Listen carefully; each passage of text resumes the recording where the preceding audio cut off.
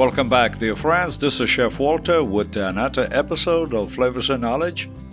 The topic of today is 50 grams once a week. And so let's find out exactly what it is. Nobody wants to give up cured meats, definitely. They are part of our tradition and daily diet. The consumer identifies the product as a quick fix, snack, or as a starter. We also have a sodium addiction in the country, which is noticeable in the location numbers of the Subway shops and other notable All the Sodium You Want franchises. Do you know who shakes salt on food before tasting? Well, I do. In my years in the restaurant business, I've seen many people use the salt shaker on food before trying it. The first traces of cured meats consumption in Italy dates back to the year 1000 BC.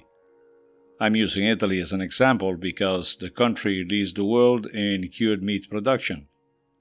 Today, every territory, every region, and every village has among its identity elements a local salami, a cheese, and other specific product of the territory. What is the right amount of cured meats to consume? According to experts, the recommended and possible amount of cold cuts summarizes in two keywords: caution and quality. The first indicates that with this type of product, one should not exaggerate, while taking into account the general situation of one's health. As the word explains, salami is a meat product, usually made with pork, beef, occasionally horse, and poultry, processed with a considerable amount of sodium, which ranges from 4 to 45% in totality. Therefore, if we have high blood pressure, we must keep the consumption of these foods low or abolish it altogether. The same rule applies for high values of bad cholesterol, which creates cardiocirculatory problems and overall physical disorders. As for quality, it can also make a difference compared to the amount. A poor quality salami is challenging to digest and certainly creates more damage than benefit to our body, compared, let's say, to a medium-high quality salami. Health guidelines suggest meat consumption to once a week for healthy Americans, at most 5 times a month for young people equipped with a healthy organism. Salami and other cured products can occasionally replace meat. Still, the suggested portion cannot exceed 50 grams per week, which is usually 3-4 slices of ham, 5 slices of bresaola, 2 slices of mortadella, and so on, or whatever you like. Salt is an essential component of the flavor of cured meats, and since its quantity varies greatly, it is good practice to read the label carefully and choose accordingly.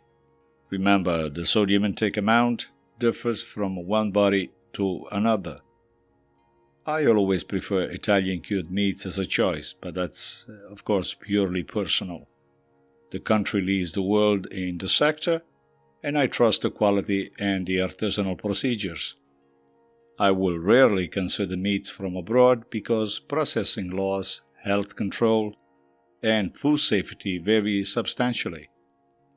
Italian processing laws are by far more stringent than other European nations and USA standards, and in recent years, the sodium processing percentage has decreased considerably as well.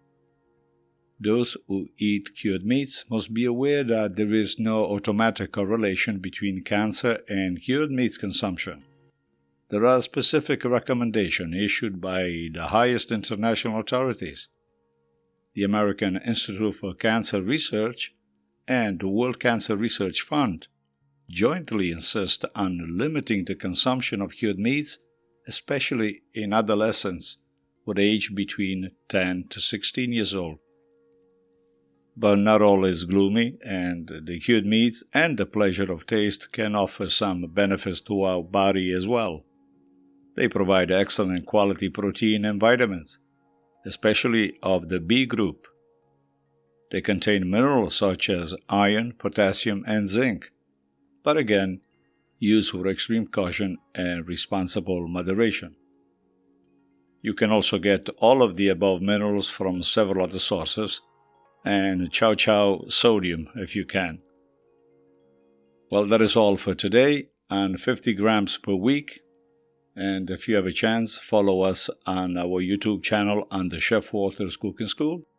And of course, subscribe to our podcast, Flavors and Knowledge, which is offered on all your preferred platforms.